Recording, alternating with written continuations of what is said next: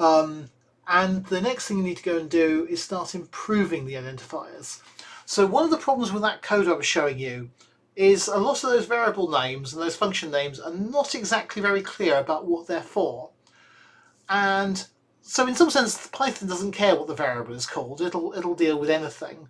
But it's not very helpful to the programmer. It's not very helpful to you to understand what that code's trying to do. So in maths, when we write maths, of course, we use single variables, I think single letter variable names, for functions or variables. So we use x, y, f, g, and so on. But actually, when we're coding, there's really no need to go and do that. So it's much better to go and give your variables and your functions some sort of name that's going to actually mean something to the code, to you when you're reading the code. Now, of course, you can go overboard with this. You can go kind of silly and make variable names which are massively long, and they just make your code unreadable. So there is a kind of nice balance to have between something which is long enough to be meaningful to you, but not so long that it just gets unwieldy to program in. There are cases where using a single letter variable is okay. These are usually used where we're writing something which corresponds pretty closely to a mathematical function, and the way we're using the single letter variable is exactly how you would use it in maths. That's sort of okay. So it's not a kind of hard and fast rule that you can never use a single letter variable, but you should always look to make sure that the variable names or the function names are meaningful to you. So for example, if we were defining a quadratic function, it would be quite reasonable to go and say the arguments were x, a, b, and c, because actually when we write a quadratic expression, we're using to writing as ax squared plus bx plus c, and not to do so in this context is probably more confusing than doing it in the way that kind of is the convention mathematically. So again, the bottom line here is that the rule you're looking for is to make the code meaningful, make the code understandable to you and to somebody else who's looking at it. And that way it's much easier to spot when something's not being used correctly. So this is the next stage we need to go and do to our code. So at this point, let's go back to our code.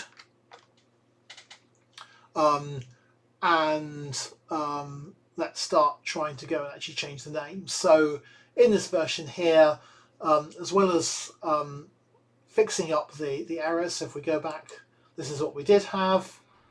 And now with the fixed names and imports, I've gone through and I've started renaming things. So the process of doing this I try and work out what a function does and rename it to be something sensible. I try and look at the arguments and rename them and try and make sure they're right.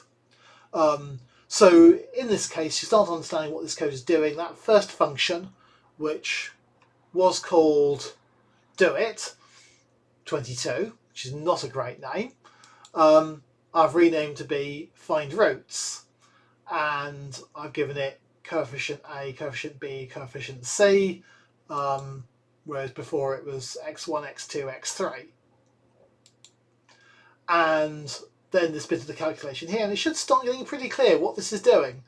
I've called this kernel, it's doing b squared minus 4 times a times c.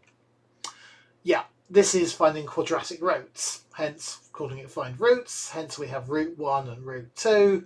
And because I've done that, in the process of doing this, as tidying up the code and thinking about what I'm actually doing here, I've also spotted another problem. And this is another bit of coding that tends to cause all kinds of grief.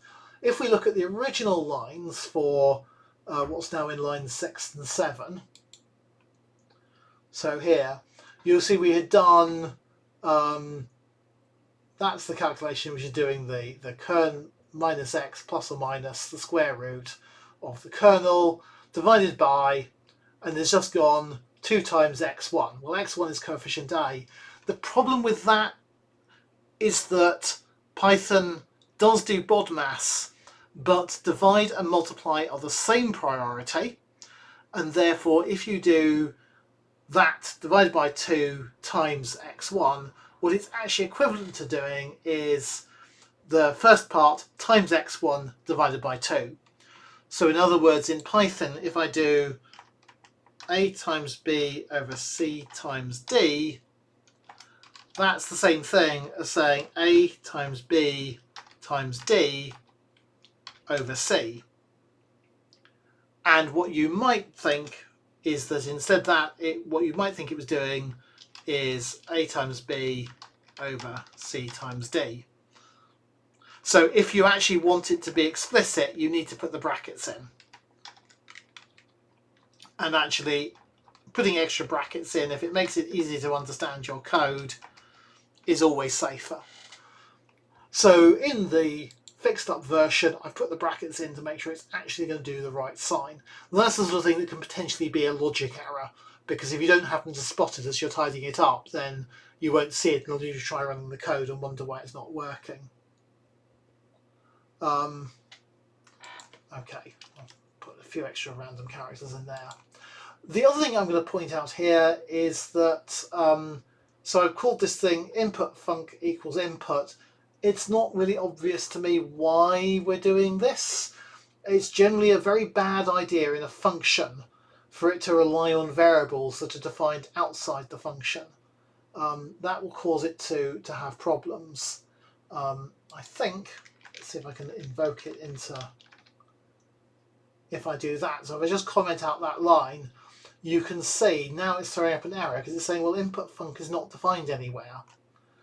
If it's really important that we allow it to pass what function to use to get data from the user into it, then what we should do is we should make input func a parameter of that function.